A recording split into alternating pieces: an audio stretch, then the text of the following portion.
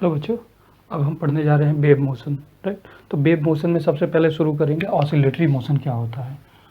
Oscillatory motion, right, Hindi में जिसे कहते हैं आवर्त गति। ऑसिलेटरी मोशन क्या होता है। मैंने यहाँ पे एक बॉब लिया हुआ है, इसको बॉब को थ्रेड के सहारे से इसे बांधा हुआ है। ये इसकी मेन पोजीशन हो गई, राइट, मेन पोजीशन। अब अगर इसको जो है हम धीरे से स्लाइड करें इस तरीके से और यहाँ पर ले करके इसको धीरे से छोड़ दें, राइट,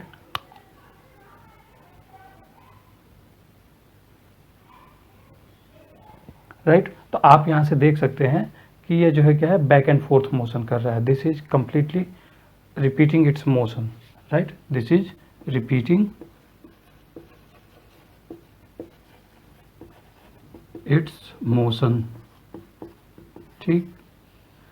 और आप इसको क्या करिए, आप अपनी वॉच को सेट करिए और फिर देखिए कि ये जो है क्या रिपीटिशन जो हो रहा है वो एक निश्चित टाइम इंटरवल में हो रहा है या नहीं हो रहा है, ठीक। टाइम इंटरवल इसका कम या ज़्यादा या फिक्स हो रहा है, आप देख करके बताइएगा। स्टार्टिंग फ्रॉम दिस पॉइंट 1 2 3 4 5 6 7, यानी हर एक सेकंड में इसका ऑसिलेशन इस समय देखेंगे तो एक सेकंड में जो है ये एक ऑसिलेशन कंप्लीट कर रहा है, right.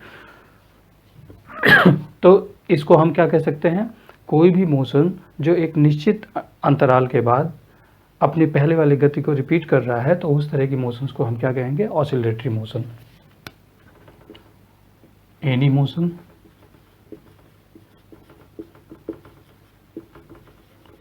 Repeating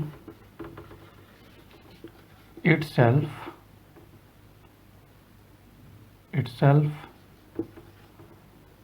after a fixed time interval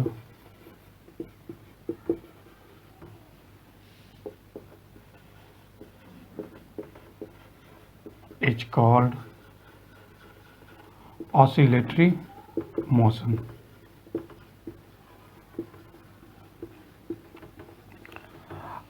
अब यहाँ पर ये आप कहेंगे कि ये रुक क्यों गया, वाई दिस इज स्टॉप, ठीक है, ये रुक क्यों गया।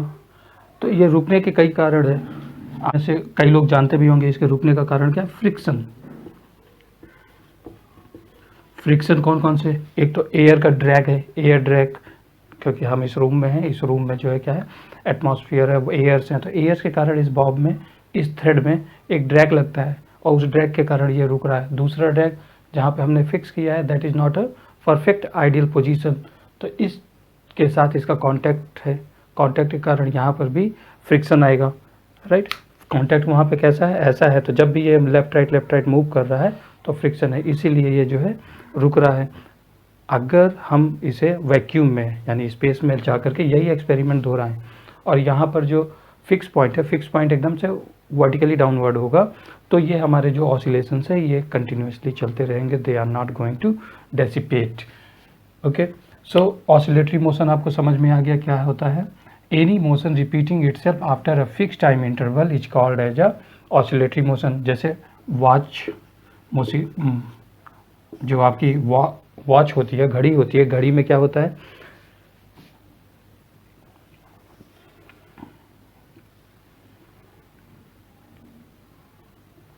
राइट, ये घड़ी है, घड़ी में जो मिनट की सुई होती है या आवर्स की सुई होती है वो हमेशा क्या होता है, कंटिन्यूसली रोटेट करती रहती है, लेकिन उनका टाइम पीरियड फिक्स होता है, राइट। आप मुझे बताइए कि मिनट की सुई कितने समय बाद अपना जो है रोटेशन रिपीट करती है, राइट। मिनट की सुई के लिए टाइम पीरियड क्या हो जाएगा, मिनट, सेकंड की जो निडल होगी उसके लिए क्या टाइम पीरियड हो जाएगा, आवर्स की जो निडल है उसके लिए टाइम पीरियड क्या होगा, मिनट्स के लिए क्या होगा, मिनट एक बार रोटेट कितने समय में करती है, 60 मिनट्स में, राइट।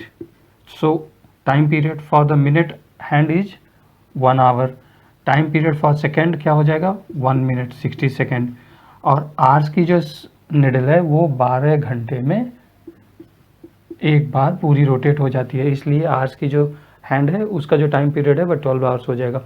इस तरीके से यहाँ पे टाइम पीरियड भी हो जाएगा। ठीक, ऑसिलेटरी मोशन के बाद क्या आएगा? Simple harmonic motion. Simple harmonic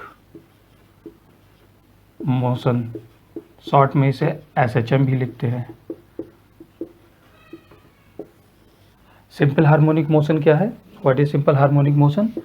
simple harmonic motion कोई भी एक ऐसा मोशन है जिसमें जो एक्सेलरेशन है यानी फोर्स है, force applying on the body bob is directly proportional to the distance from the mean point, right. यानी अगर इसको हम ऑसिलेट करके छोड़ दे रहे हैं, इस बॉब को हम यहाँ से लेकर के इसको छोड़ दें, राइट,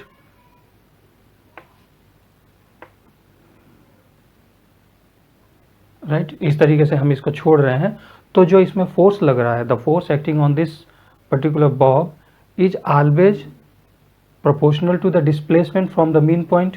यहाँ से इसका डिस्प्लेसमेंट कितना हुआ, ठीक है, इस पर निर्भर करता है, और हमेशा fix toward the fix point, मतलब हमेशा एक फिक्स पॉइंट की ओर ही लगता है। तो यहाँ पे फिक्स पॉइंट क्या होगा? मीन पॉइंट, मीन पोजीशन जो है फिक्स पॉइंट होगा।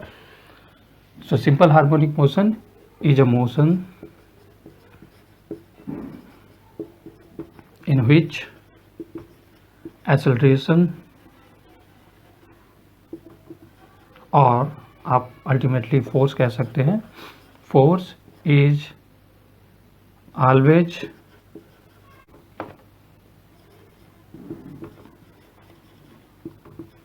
Towards a fixed point,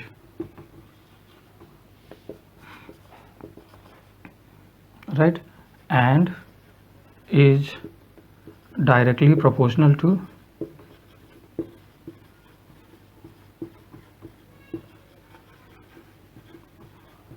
the distance from the fixed point, ठीक है। तो आप इसे लिख सकते हैं, एक्सेलरेशन A लिखिए, ठीक है, is directly proportional to y and this acceleration is क्या होता है? ये हमेशा अपोज करता है, अपोजिट टू द डिस्प्लेसमेंट, यानी जो फोर्स लग रहा है ये फोर्स हमेशा इस बॉब के डिस्प्लेसमेंट को कम करने की कोशिश करेगा, रोकने की कोशिश करता है, इसीलिए ये निगेटिव साइन है। एंड हम इसको लिख सकते हैं F force is equal to S stiffness, या फिर आप K लिख सकते हैं, जो भी सिंबल आप चाहें, equal to Y with a minus sign, right. F minus sign का मतलब क्या है? माइनस से कह रहा है कि हमेशा ये जो फोर्स है, this force is always opposing to the displacement of this bob, यानी यह फोर्स नहीं चाहता कि यह इस बॉब की जो पोजीशन है वो मीन पोजीशन से लेफ्ट या राइट हो, राइट। तो यहाँ से हम इसे देख सकते हैं, F equal to S minus Y, जहाँ पर F हमारा क्या हो जाता है? F is called as a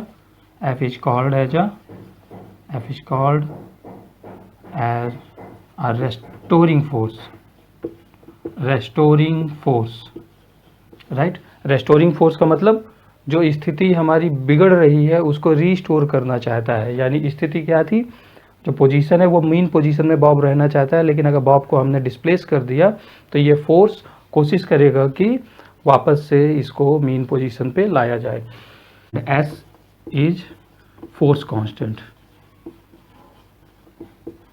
called as a force constant. So S का S इक्वल टू क्या हो जाएगा? F divided by Y, S equal to F by Y. तो इसकी डेफिनेशन क्या हो जाएगी?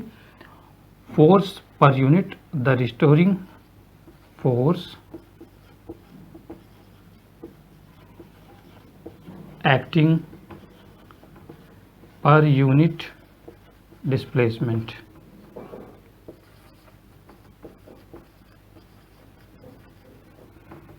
ठीक है। ये हमारा जो है क्या हो जाएगा? S, और इसका यूनिट क्या हो जाएगा? What is its unit? Unit हो जाएगा न्यूटन पर मीटर, ये याद रखिए, इसकी यूनिट हो जाएगी न्यूटन पर मीटर। अब हम जो है इस सिंपल हार्मोनिक ऑसिलेशन का जो नेक्स्ट है दैट क्या है, हम इसका जो है डिफरेंशियल इक्वेशन की बात करेंगे। ठीक है,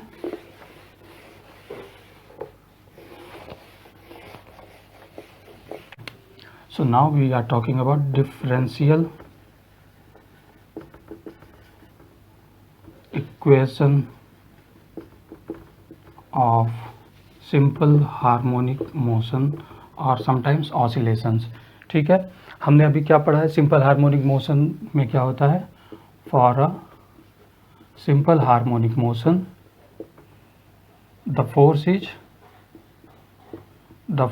is given as F is equals to minus S times Y, right. होता है हमारा F is equal to mass multiplied by acceleration, mass multiplied by acceleration, and acceleration is given by d2 y by dt square, and this is minus sy, right? Since acceleration is equals to a is equals to rate of change of velocity, and velocity is rate of change of displacement, so this comes out to be d2y by dt square। तो यहाँ से हम इसको सही थोड़ा करेंगे, rearrange करेंगे, so we are now going to get d2y by dt square plus s by m y is equals to 0। इसी को हम लिख सकते हैं d2y by dt square plus omega square y is equals to 0। This is our differential equation, this is differential equation of simple harmonic motion where omega is the frequency of the simple harmonic motion। ठीक है, omega is frequency of simple harmonic motion, right. तो d2y by dt square plus omega square y equal to 0 is our differential equation of the simple harmonic motion. इसका आप solution देखेंगे, what is the solution of this equation, solution, right. So equation number आप 1 ले लीजिए। So multiplying by 2 times dy by dt on both side of equation 1। हम क्या कर रहे हैं, 2 times dy by dt से मल्टीप्लाई कर देंगे left and right hand side में ऑफ इक्वेशन 1। तो हमारे पास क्या हो जाएगा, 2 dy by dt d2y by dt square plus omega square 2 times dy by dt into y is equals to 0। ठीक है, 0 से मल्टीप्लाई करेंगे 0 ही आएगा। अब ये क्या है हमारा, इसको हम क्या लिख सकते हैं, we can write this as dy by dt square d by dt, right. आप इसको डिफ्रेंशिएट करिए तो आपको क्या मिलेगा, 2 times dy by dt into d2y by dt square plus इसी तरीके से यहाँ पे भी आप लिख सकते हैं d by dt omega square बाहर रहेगा और ये हो जाएगा dy by dt of y square. y square को डिफ्रेंशिएट करेंगे तो क्या आएगा, 2 times y into dy by dt and this is 0। So this finally comes out to be d by dt of dy by dt square plus omega square y square is equals to 0, right.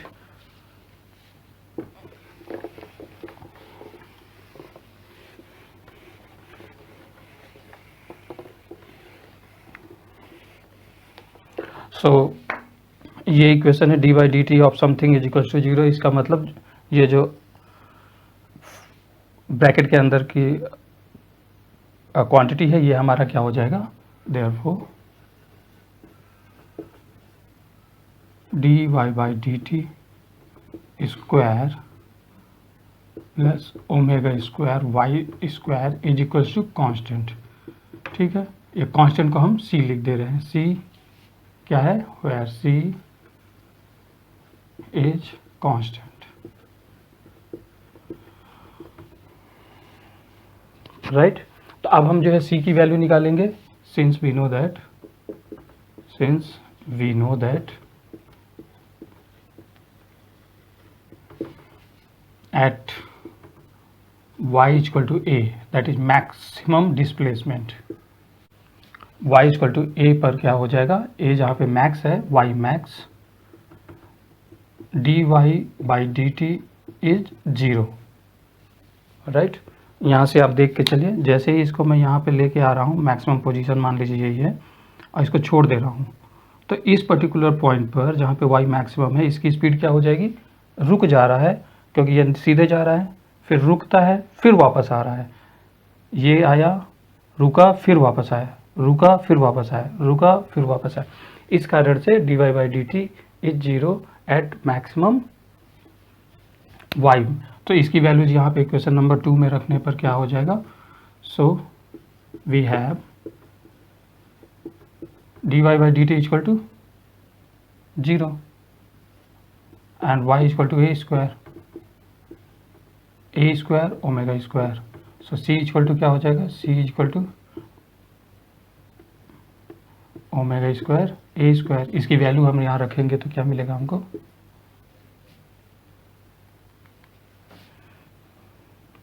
dy by dt square plus omega square, यहाँ से y square equal to omega square a square. So हम यहाँ पे क्या करेंगे, इसको left hand side ले जाते हैं। सो हमारे पास आ जाएगा dy by dt square is equals to omega square a square minus y square, right. So अब हमारे पास क्या आ जाएगा, dy स्क्वायर रूट इधर कर देंगे तो क्या हो जाएगा, dy by dt is equals to omega root a square minus y square, going to have dy root a square minus y square is equals to omega times dt। Integrating it, integration क्या होगा, 1 by square root a square minus y square का integration क्या होगा, this is simply sine inverse y by a, right, and this is omega t plus a constant phi, where phi is some constant, so y becomes a sin omega t plus phi, right। so ये हमारा क्या हो जाएगा, solution of the differential equation of the simple harmonic motion, ठीक है। so this is one solution, y is equal to a sin omega t plus phi।